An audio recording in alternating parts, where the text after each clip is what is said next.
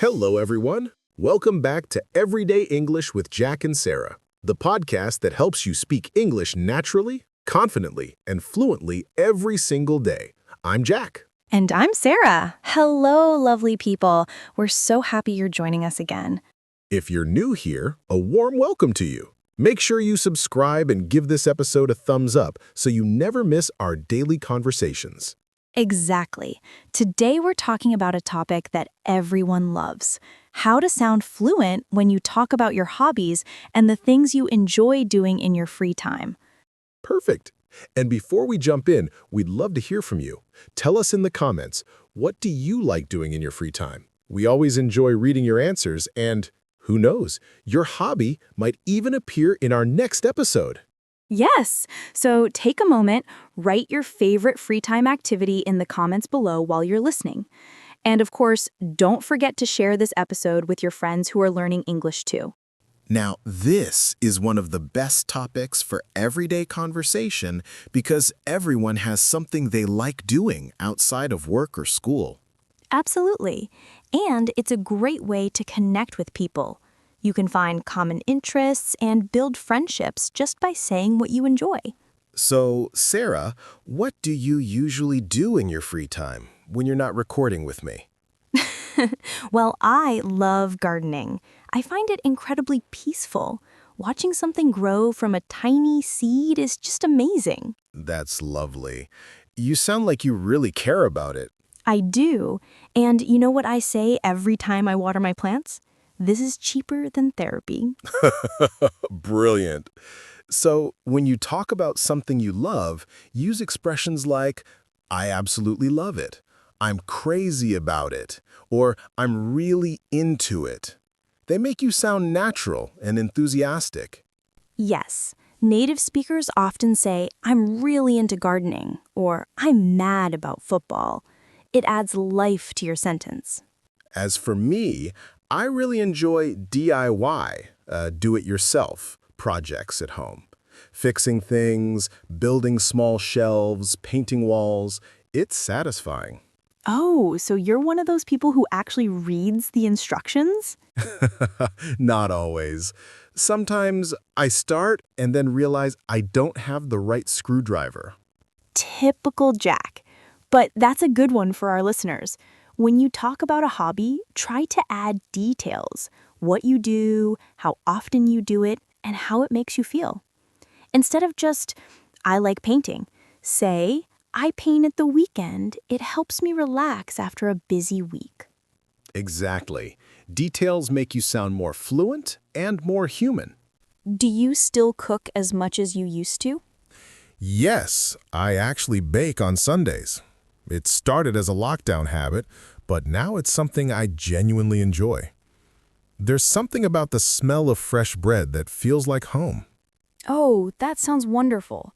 So you could say, I love baking. It makes me feel calm. Adding emotions like that is a great way to sound more natural. Yes, you connect the activity with a feeling. For example, I enjoy cooking for friends because it brings people together. That's so true. My neighbor and I often cook together on Fridays. It's become our little tradition. See? That's perfect conversation material. Listeners, next time someone asks you what you like to do, don't just say, I like to cook. Add a story or reason. It makes you sound like a native. I also love spending time outdoors. Sometimes I go hiking with friends on weekends. It's a great way to switch off from screens and breathe fresh air. I know what you mean. I like cycling early in the morning, before the city wakes up. Everything's quiet and you feel like you own the roads. That sounds amazing.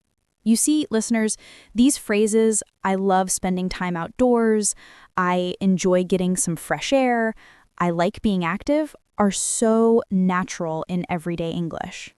Exactly. And you can mix it up. Say, I'm keen on jogging, or I'm not really into gym workouts, but I like walking. Yes. Saying what you don't like is just as interesting. It shows your personality. Not every hobby has to be active. Sometimes it's just about how you relax. For example, I like spending my Sunday afternoons doing puzzles or playing board games with family. That's cute. For me, I enjoy writing in a journal. Just a few lines about my day or something funny that happened. It's a nice way to reflect. So if you're talking about calm activities, you can say, I like unwinding with a book, or I enjoy quiet moments at home. Exactly. You can sound fluent by showing you know phrases like, I like to unwind, I like to switch off, or I enjoy slowing down. That's so true. Native speakers rarely say just, I like to relax. They'll add something like, I like to put my feet up after work. Yes, that one's classic. It means to rest comfortably and do nothing for a while.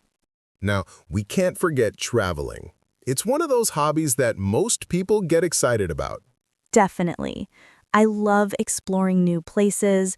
It doesn't even have to be abroad. Sometimes I just visit a new city nearby and spend the day walking around. That's a good point. It's not always about going far, it's about discovering something new. I love visiting small villages and trying local food. You see how you naturally connected your hobby with another topic, food and travel? That's what fluent speakers do. They link ideas instead of stopping after one sentence. Exactly. So you can say something like, I love traveling because it lets me learn about different cultures, or I enjoy road trips with friends. Or even, I prefer beach holidays to city trips.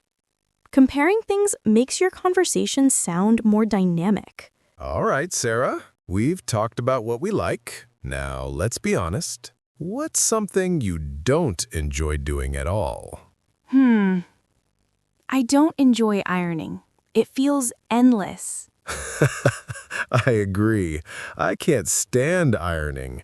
My strategy is to avoid shirts altogether. That's one way to solve it. So, listeners, instead of saying, I hate something, you can say, I'm not a big fan of it, or I don't really enjoy it. It sounds softer and more natural. Yes. For example, I'm not really into jogging, or I don't really like waking up early. Perfect examples. You can be honest, but still sound friendly. Let's talk about dream hobbies. Things you'd love to learn one day but haven't yet. Oh, that's a good one. I'd love to learn pottery, making bowls and cups from clay. It looks so creative and therapeutic. That's cool. For me, I'd love to learn how to surf. It's been on my bucket list for ages. I can picture you falling off the board a few times first. Probably every time. But it's the experience that matters. When you talk about something you hope to do in the future, you can say, I'd love to, or I hope to. It shows enthusiasm and positivity. Yes, and you can use it for anything. I'd love to start painting. I hope to learn a new language. Or I'd love to travel to Iceland. These phrases sound so natural in conversation. They make you sound open and curious. So, Jack, if someone asks you for your top tip to sound fluent when talking about hobbies, what would you say? I'd say don't just list your hobbies. Tell a story around them. Add emotion, details, and reasons. That's what makes it sound real. Yes, and use different phrases. Instead of repeating I like, try I enjoy, I love, I'm really into, I prefer, or I'm fond of. Variety is key. Exactly. And keep the tone positive and relaxed. Smile while you speak. It really changes the sound of your voice. That's so true. And don't worry about being perfect. Fluency is about flow, not perfection. Beautifully said. All right, time for a little practice. Listeners, think of someone called Maya. Let's describe her using what we've learned. Okay. Maya loves gardening in the morning. It helps her start the day calmly. She enjoys cooking new recipes on weekends and sharing them with friends. But she's not really into shopping. She'd rather spend time in nature. Perfect. Now you can try this with your own name. Talk about your likes and dislikes using these phrases. Say them out loud. The more you speak, the more confident you'll feel. So, today we talked about how to sound fluent when talking about your hobbies, how to add emotion, detail, and personality to your sentences.